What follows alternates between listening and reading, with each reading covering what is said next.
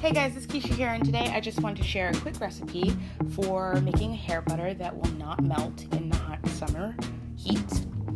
And one of the biggest things is finding oils and butters that have a high melting point. So I'm going to be using cocoa butter, which is really known for that. Shea butter, I'm using two different kinds, unrefined and refined. And the reason for this is unrefined has kind of a strong smell, refined doesn't, but doesn't have as much fat, so I like to use both.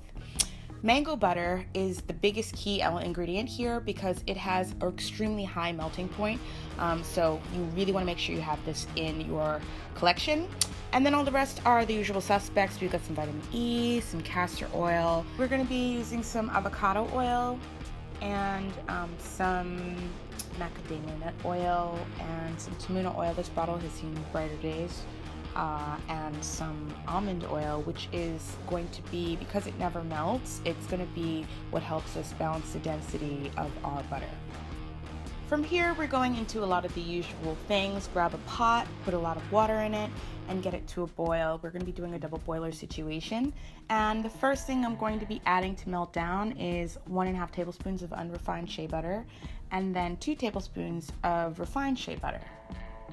And then 2.5 tablespoons of mango butter, 3 tablespoons of cocoa butter, and it was really taxing for me to get the cocoa butter out of that, 1 tablespoon castor oil, 1/4 teaspoon vitamin E, 3 tablespoons almond oil, 1 tablespoon macadamia nut oil, 1 tablespoon of avocado oil, and 1 tablespoon of olive oil, which I didn't talk about in the beginning, but I did use some. And now that your oils have been solidified, we are going to start blending. This blending process is going to be a little different from what we usually do just because we really have to monitor the consistency very closely. I'm starting out with adding some more almond oil to it. And then what you're going to start to see is it's going to start to get really thick. As it gets more room temperature, it's misleading. You think it's all whipped, but it actually starts to harden as it gets to room temperature, which means that it's going to be too thick to be a whipped consistency, like permanently. So what I have to do is add more almond oil to this. And unfortunately, I don't have the exact measurements. It's kind of like you have to add oil, whip, add more oil, whip. And as you start to see, it starts to get softer again. And you want to make sure that you don't add too much where it gets too watery. You want to make sure it still feels dense, but not so much so that it feels like when you get shea butter from the bottle, the container, and it's just really hard.